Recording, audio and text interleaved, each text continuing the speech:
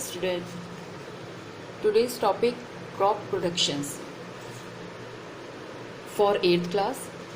8th class के जो बच्चे हैं वो उनका फर्स्ट चैप्टर जो है आपका वो क्रॉप प्रोडक्शन का है और आज हम लोग यहाँ पर क्रॉप प्रोडक्शन के बारे में पढ़ेंगे. ठीक है, क्रॉप प्रोडक्शन जो फर्स्ट हम लोग बोलेंगे कि क्रॉप्स कैसे होती हैं, किस तरह से पहले होती थी, ये सारी चीज़ें और किस किस चीज़ की ज़रूरत पड़ती है, ये सभी आप इस चैप्टर में पढ़ेंगे.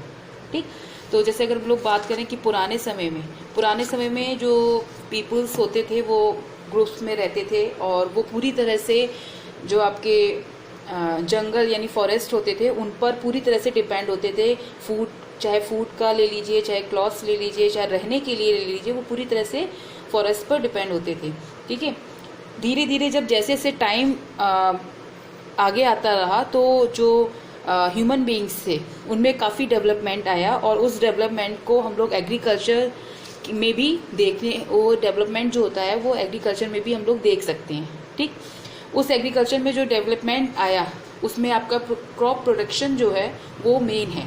क्रॉप प्रोडक्शन में आप इसमें basic terminology, crops, types of crops और एग्रीकल्चर प्रैक्टिस, ये सारी चीज़ें इसमें पढ़ेंगे. बाकी और भी चैप्टर्स में हैं.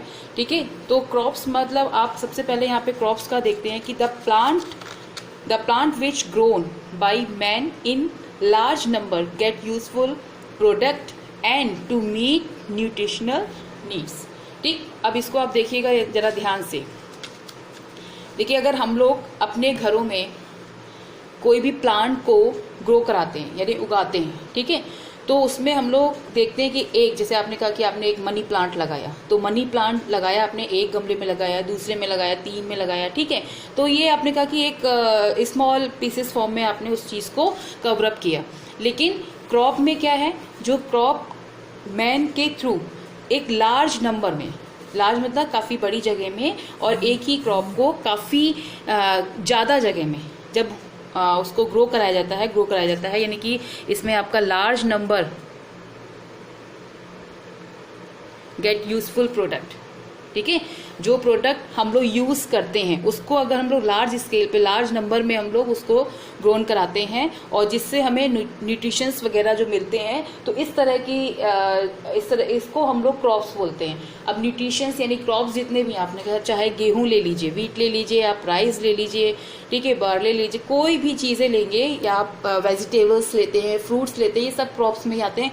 तो इन सभी से आपको न्यूट्रिशंस मिलता है. ठीक है, आपको विटामिन मिलते हैं, न्यूट्रिशन जो आपकी बॉडी को बिल्डअप करने के लिए जो जो चीज़ें ज़रूरत हैं वो सारी चीज़ें हमें वेजिटेबल यानी क्रॉप्स, वेजिटेबल्स, फूड, इन सब चीज़ों से पूरा मिलता है. ठीक, हम लोग नॉर्मली अगर हम लोग को अपना खुद की बॉडी को एनर्जेटिक कराना है, ठीक है, एनर्जी लेनी है, आगे बिल्डअप कराना है, उसको ग्रो कराना है, तो क्या करते हैं हम लोग, सबसे पहले खाना खाते हैं. ठीक, और वो हमें फूड कहाँ से मिल रहा है, वो फूड जो है वो हमें क्रॉप प्रोडक्शन से यानी क्रॉप के ग्रोथ से ही मिल रहा है. तो क्रॉप क्या यानी बहुत ज़्यादा बड़े लार्ज एरिया में जब हम लोग ग्रो अप कराते हैं किसी प्लांट को जो हमारे लिए यूज़फुल है, उसको हम लोग क्रॉप कहते हैं. जैसे इसमें आपका ओट्स आप बोल सकते हैं, ठीक है, राइस है, ये सारे जो हैं वो इसके एग्जाम्पल हैं. तो इनमें हम लोग यहाँ पे ये देखते हैं कि इतने, जैसे राइस है, अब राइस आपने कहा कि एक पौधा तो नहीं आपने गमले में उगाया और उसको खा लिया, नहीं, वो क्या है, वो पूरा एक लार्ज स्केल पर वो पूरा ग्रोन करा जाता है और उसके बाद हम लोग उसको यूज़ करते हैं. तो ये आपका क्रॉप है, यानी क्रॉप में आपका लार्ज नंबर जो है वो बहुत ज़्यादा इम्पॉर्टेंट है.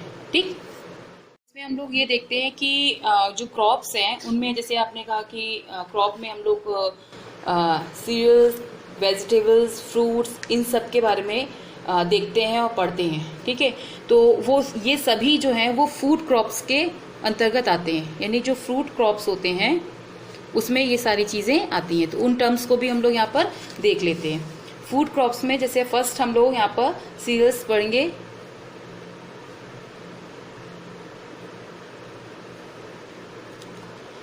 यानी कि कोई भी ग्रास के तरह दिखने वाले, ठीक है, जो ग्रास की तरह आपको दिख रहा है उसका हम लोग कल्टीवेटेड कराते हैं, उसको हम लोग ग्रो अप कराते हैं, तो उसको हम लोग सीरियल्स बोलते हैं। जैसे आपने नॉर्मली वीट जो है, बार्ले जो है, ये सब क्या है आपको ग्रास के फॉर्म में दिखाई देते हैं। देखिए ग्रास के फॉर्म में आपको दिखाई दे रहे हैं, ठीक है।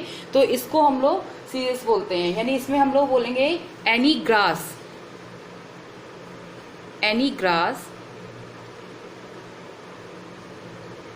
Cultivated for the edible component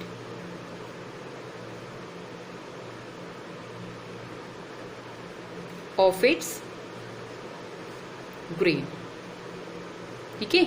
ऐसा जो आपका अनाज होता है जो हमें ग्रास के फॉर्म में कल्टीवेटेड होता है, ठीक है, ग्रास कल्टीवेटेड, ठीक, तो उसको हम लोग सीरियल्स बोलते हैं। नेक्स्ट इसमें आपका वेजिटेबल आता है। तो वेजिटेबल तो मेरे ख्याल से सभी बहुत अच्छे से जानते हैं और सब लोग रोज खाते भी होंगे, ठीक है। तो वेजिटेबल्स में आपके जितने भी वेजिटेबल में कैप्सिकम है, आपका कैबेज है, पी है, ठीक, ये सारे जो हैं वेजिटेबल हैं, नॉर्मली सब लोग अपने घरों में बहुत यूज़ कर रहे हैं और इस समय बहुत ज़्यादा यूज़ कर रहे हैं, ठीक है। हेल्दी होता है हमारे लिए, ठीक। तो इससे वेजिटेबल्स से हमें बहुत सारी चीज़ें, प्रोटीन्स है, मिनरल्स है, सारी चीज़ें जो हैं वो इसमें कहीं ना कहीं किसी न किसी वेजिटेबल में मिलती है। तो हम लोग उसको यूज़ करते हैं अपनी बॉडी को ग्रो अप कराने के लिए, ठीक। तो इसको हम लोग बोल सकते हैं कि it is the any part of a plant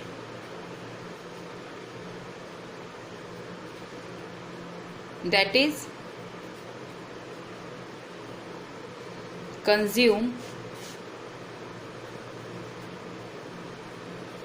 by humans, ठीक है। एक प्लांट्स का पार्ट, जैसे आपका वेजिटेबल है, अब आप लोग यूज़ कर रहे हैं, सारी ग्रीन फॉर्म में आपको दिखती है, पी वगैरह, फूड के फॉर्म में आप लोग उसको यूज़ करते हैं। तो as a food, human as a food के फॉर्म में हम लोग उसको यूज़ करते हैं, ठीक। नेक्स्ट आपका फ्रूट्स आता है।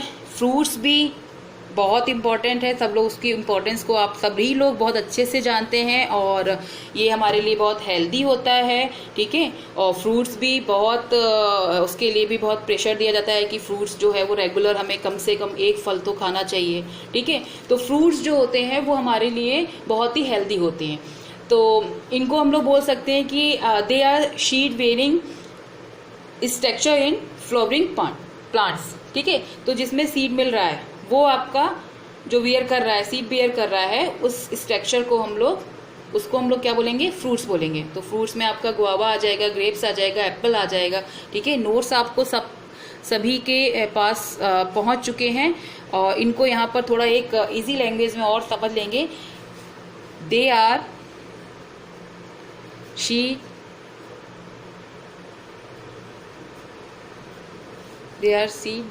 bearing structure in flowering plants, ठीक है। सीड बेयरिंग मतलब जिसमें आपका बीज जो है वो होता है उसके अंदर। आप देख रहे हैं सारे जो ग्रेप्स, आप कोई भी फ्रूट्स ले लेंगे, ग्रेप्स ले लें, चाहे आप गुआवा ले लें, एप्पल ले लें, सब में आपको जो सीड है वो आपको वहाँ पर मिलेगा, ठीक है। तो ये तो हो गए आपके फ्रूट्स। यहाँ पे आपका सीरियल्स, वेजिटेबल्स एंड फ्रूट्स, ये जो क्रॉप्स हैं ये हमारी फूड क्रॉप्स होती हैं जो कि हम लोग इसको रेगुलर फॉर्म में लेते हैं, ठीक है। ये हमारी बॉडी के लिए बहुत इंपॉर्टेंट होती हैं, तो इनकी भी बहुत अच्छे से इनका प्रोडक्शन किया जाता है। आगे हम इसमें पढ़ेंगे कि वो कहाँ कहाँ कैसे कैसे करते हैं, ठीक। इसमें अब आगे जो है जैसे आपका बेसिक टर्मिनोलॉजी है, तो उसमें आपका एग्रीकल्चर ये एक मेन पार्ट है जो जिससे शुरुआत होगी इस क्रॉप प्रोडक्शन चैप्टर की, ठीक है। तो इसमें अगर हम लोग एग्रीकल्चर के बारे में बोलते हैं तो सिंपल एक लैंग्वेज यूज़ करते हैं कि it is a process of growing crops on large scale, यानी कि जो भी हमने बताया आपको, लार्ज स्केल पर जब हम लोग क्रॉप्स को उगाते हैं, ठीक है, जो फसल उगाते हैं वो हमारा क्या है, वो पार्ट जो है वो किसके अंतर्गत आता है, सारी चीजें वो एग्रीकल्चर, यानी उसको हम लोग बोलेंगे एग्रीकल्चर, खेती बोलते हैं, ठीक है। तो एग्रीकल्चर जो है वो क्या है, it is a process of growing crops on large scale, ठीक है। बहुत सिंपल सी डेफिनेशन है, अगर जैसे आपका क्वेश्चंस जो है वो इस टाइप से बन सकते हैं कि व्हाट इज एग्रीकल्चर, ठीक, तो आप बोलेंगे it is a process of growing crops on large scale, ठीक। नेक्स्ट इसमें हॉर्टिकल्चर क्रॉप्स के बारे में है, जिसमें अभी हमने आपको यहाँ पर ये बताया था कि वेजिटेबल्स, फ्रूट्स, ये सारी जिसके अंतर्गत हम लोग स्टडी करते हैं, ठीक है, जिसके ये एक ब्रांच है हॉर्टिकल्चर की, जिसमें हम लोग इन सब चीज़ों के बारे में पढ़ते हैं, देखते हैं कि वो कैसे ग्रो अप कर रहे हैं, उनके लिए क्या क्या ज़रूरतें हैं। तो इस ब्रांच को, जिसमें हम लोग वेजिटेबल, फ्रूट्स और भी जो प्लांट्स हैं उनके बारे में जो पढ़ रहे हैं, वो सारी चीज़ें हॉर्टिकल्चर के अंतर्गत आती है। तो हॉर्टिकल्चर जो क्रॉप्स होती हैं वो क्या हुई, जिसमें आपका it is a process of growing fruits and vegetables, जिसमें आप फ्रूट्स और वेजिटेबल जो है उनको ग्रो अप कराते हैं, वो आपका हॉर्टिकल्चर हुआ। इसके बाद हम लोग इसमें क्रॉप प्रोडक्शन में टाइप्स ऑफ क्रॉप के बारे में देखेंगे। इसमें टाइप ऑफ क्रॉप्स में आपका फर्स्ट जो है वो खरीफ क्रॉप है। ये क्रॉप जो होती है वो कहाँ पर, these crop are sown in beginning of monsoon, that is between June and July, यानी जून एंड जुलाई के बीच में इसको क्रॉप का प्रोडक्शन किया जाता है, शुरुआत होती है इसकी। क्यों? क्योंकि उसमें उस समय इस क्रॉप को बहुत ज़्यादा पानी की ज़रूरत होती है, ठीक है। जब ज़्यादा पानी की ज़रूरत होगी तो ये जो टाइम होता है वो काफ़ी सुटेबल टाइम होता है। इस टाइम से इसमें ग्रो अप कराया जाता है और ये सितंबर और अक्टूबर, यानी सितंबर अक्टूबर तक इसको हार्वेस्टिंग फॉर्म में कर लिया जाता है, हार्वेस्ट कर लिया जाता है। इसमें आपका एग्जाम्पल में मेज और राइस जो है, ठीक, मेज एंड राइस जो है वो इसका एग्जाम्पल है। सेकेंड आपका रबी क्रॉप्स आता है। These crops are sown in winter, that is between October to November, यानी अक्टूबर नवंबर में इसको हम लोग लगाते हैं। और उसके बाद अगर हम लोग इसकी बात करें कि इसको हार्वेस्टेड कब करते हैं, तो harvested in March, they are harvested